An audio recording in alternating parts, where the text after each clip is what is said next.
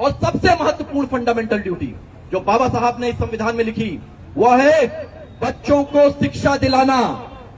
6 से 14 वर्ष के बच्चों को शिक्षा दिलाना यह सभी अभिभावकों की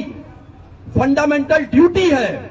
यह संविधान में लिखा है। आज अंबेडकर जयंती के अवसर पर जिला मुख्यालय स्थित बाबा साहब डॉक्टर भीमराव अंबेडकर की प्रतिमा पर पुलिस अधीक्षक एवं जिला अधिकारी मधुबनी द्वारा संयुक्त रूप से पुष्पांजलि एवं माल्यार्पण किया गया। इस अवसर पर उपस्थित पदाधिकारियों एवं कर्मियों द्वारा बाबा साहब के आदर्शों एवं संविधान के प्रति उनके अमूल्य देन को स्मरण करते हुए उनके बताए मार्ग पर चलने का संकल्प लिया। कार्यक्रम में अन्य पुलिस पदाधिकारी, जनप्रतिनिधि एवं गणमान्य नागरिक भी उपस्थित रहे। इस अवसर पर जिलाधिकारी ने संबोधित करते हुए क्या कुछ कहा, देखें ये रिपोर्ट। मेरे भाई पुलिस अधीक्षक महोदय, मेरे टीम के साथी डीडीसी साहब, एडीएम साहब, एसडीएम साहब, एसडीपीओ साहब, डीएसपी हेडक्वार्टर रश्मि, डीपीआरओ साहब, कमांडेंट होमगार्ड अमित, कुंदन और इस पूरे प्रोग्राम को पूरी दिल से मेहनत करके संघ के साथ उतारने वाले मेरे टीम के साथी जिला कल्याण पदाधिकारी अमरेंद्र जी, यहां पे मौजूद संघ के अध्यक्ष विजय शंकर जी एवं संघ के सभी सम्मानित सदस्यगण, मधुबनी की अति विशिष्ट गणमान्य जनतागण, पत्रकार मित्रों और सबसे महत्वपूर्ण हमारे जिला के सभी युवा साथी और बच्चे, मैं जिला पदाधिकारी के नाते आज भारत रत्न बाबा साहब भीमराव अंबेडकर जी की जन्म तिथि पे आप सभी का यहां आने के लिए और मुझे सुनने के लिए दिल से अभिनंदन और इस्तकबाल करता हूं। कई वक्ताओं ने पहले एक शब्द बोला संविधान को लेके, तो सबसे पहले सभी को यह कॉन्सेप्चुअल क्लैरिटी देना बहुत जरूरी है कि किसी भी हालत में भारत के संविधान का बेसिक स्ट्रक्चर नहीं बदला जा सकता। या आज तक के भारत की आजादी के बाद के इतिहास में 1973 का केशवानंद भारती केस, माननीय उच्च न्यायालय की 13 मेंबर बेंच जो आज तक के सुप्रीम कोर्ट की सबसे बड़ी बेंच थी, उसका निर्णय है। तो किसी भी हालत में basic structure of the constitution can not be changed. इसलिए सबसे पहले तो सभी लोग इस बात को आज बाबा साहब की जयंती में एकदम स्पष्ट अपने दिमाग में रखिए कि संविधान की आइडेंटिटी को, संविधान के बेसिक स्ट्रक्चर को किसी भी अमेंडमेंट से नहीं बदला जा सकता है देश में। और आज के दिन अगर जब हम ये बात बोलते हैं कि बाबा तेरे सपनों को मंजिल तक पहुंचाएंगे, वह सपना क्या है और वह मंजिल क्या है, यह आज की इस जन्म तिथि पे सोचना और विचार करना बहुत आवश्यक है। मेरी नजर में वह सपना यही है कि हमारे समाज के हर एक बच्चा पूर्ण रूप से शिक्षा प्राप्त करे, शिक्षित हो और अपने दम पे सोचने समझने की ताकत रखे। वह मंजिल यही है कि चाहे कोई भी बच्चा हमारे समाज में किसी भी परिवेश में पैदा हो, लेकिन उसको समाज इस तरीके की व्यवस्था रहे कि उसको अपने जीवन में ऊपर उठने में इक्वल अपॉर्चुनिटी मिले, उसको वो मेरिट और कॉम्पिटेंस हासिल करने में किसी तरीके का व्यवधान ना हो, इस तरीके की हमारे समाज की संरचना हो, यह मंजिल है। और हमें ना कि सिर्फ प्रशासन को, अभी तो पूरे समाज को मिलकर इस रास्ते पे चलना है। बाबा साहब सिर्फ एक व्यक्ति नहीं थे, बाबा साहब एक सोच है, बाबा साहब वो मजबूत विश्वास है और हर एक व्यक्ति की समाज में जो कहीं ना कहीं से अपने आप को वंचित समझता हो, चाहे वो किसी भी समुदाय का, हर एक व्यक्ति को मिलकर राष्ट्र के लिए हमें मजबूती से राष्ट्र निर्माण के लिए कार्य करना है।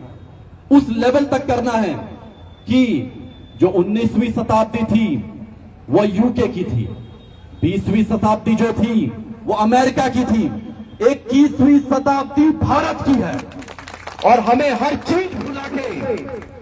सिर्फ और सिर्फ इस धारणा के साथ इस मंजिल को प्राप्त करने के लिए पूरे समाज को कार्य करने की आवश्यकता है कि हम भारत को विकासशील से विकसित देश बनाने का कार्य करें और बिहार को विकासशील से विकसित राज्य बनाने का कार्य करें। और यह कार्य तभी होगा जब समुदाय के सभी लोग, हमारे जितने बच्चे हैं, उनको सही से शिक्षा प्रदान करने का कार्य करेंगे। इस कड़ी में चाहे अभिभावक हो, चाहे अध्यापक हो, चाहे समाज का सभी तबका हो, चाहे प्रशासन हो, सभी को एकजुट होकर इस कार्य को करने की आवश्यकता है। अगला अध्याय, जब भी हम संविधान की बात करें तो संविधान की बात करने में जब हम फंडामेंटल राइट की बात करते हैं तो उसी के साथ साथ हमें फंडामेंटल ड्यूटीज की बात करना बहुत जरूरी है, जो स्वयं बाबा साहब की रचित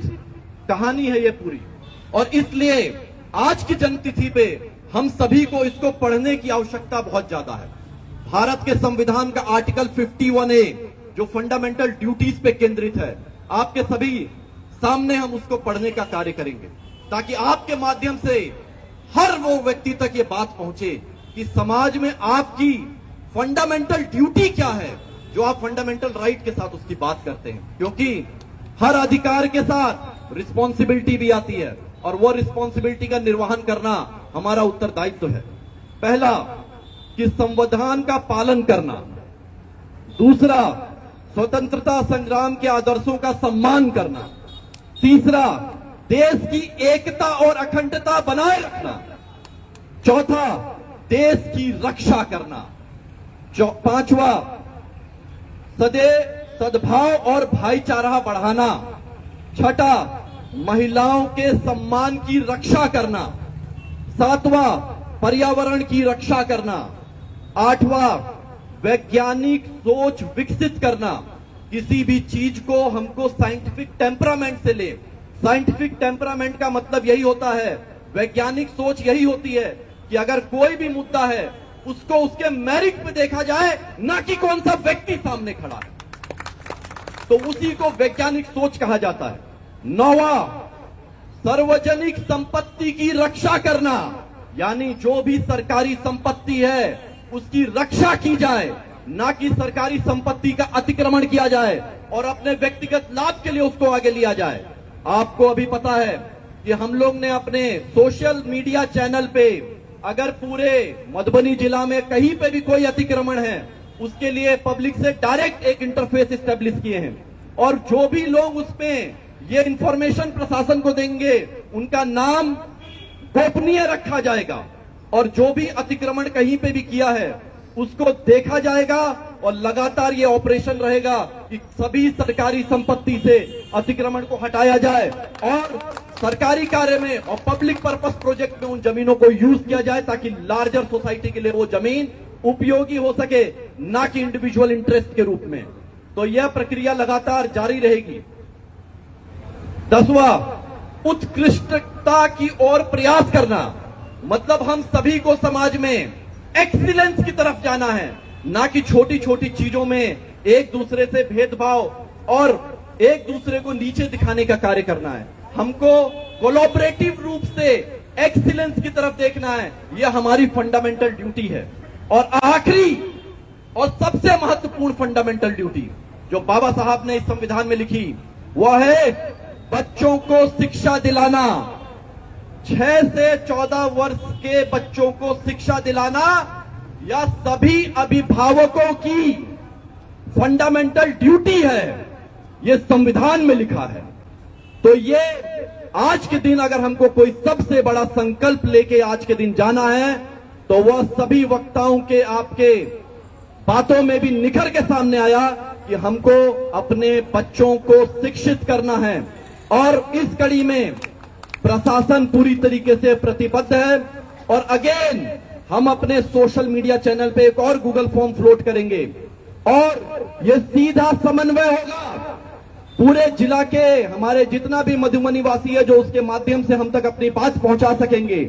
यदि किसी भी सरकारी विद्यालय में कोई भी शिक्षक अगर शिक्षा व्यवस्था को डिस्टर्ब कर रहा है, यदि कोई भी शिक्षक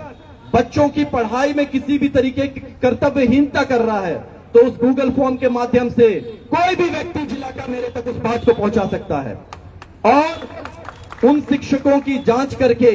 अगर वह चीज सिद्ध हुई तो चाहे हमारे मधुबनी जिला के बच्चों के भविष्य के लिए मुझे 5, 10, 20, 50 जितने शिक्षकों के ऊपर कार्रवाई करनी पड़ेगी मैं करूंगा, लेकिन किसी भी हालत में मधुबनी के जिला के बच्चों के भविष्य के साथ कोई भी शिक्षक किसी भी तरीके की कर्तव्यहीनता की तरफ ना रखे अपनी चीजों को। और हर हालत में हम लोग इस संकल्प के साथ करें कि हम संपूर्ण सरकारी विद्यालय को एक शिक्षा के मंदिर के रूप में कन्वर्ट करें और उस धारणा के साथ करें कि हमारे बच्चे पूर्ण तरीके से शिक्षित हों और एक स्वच्छ समाज की स्थापना करने के मजबूत स्तंभ बने। इसी संकल्प के साथ आज के दिन के हम लोग यहां से जाना चाहिए। बहुत बहुत धन्यवाद। जय मिथिला, जय बिहार, जय भारत। साथियों, किसी भी हालत में भारत के संविधान का बेसिक स्ट्रक्चर नहीं बदला जा सकता। इसलिए सबसे पहले तो सभी लोग इस बात को आज बाबा साहब की जयंती में एकदम स्पष्ट अपने दिमाग में रखिए कि संविधान की आइडेंटिटी को, संविधान के बेसिक स्ट्रक्चर को किसी भी अमेंडमेंट से नहीं बदला जा सकता है देश में।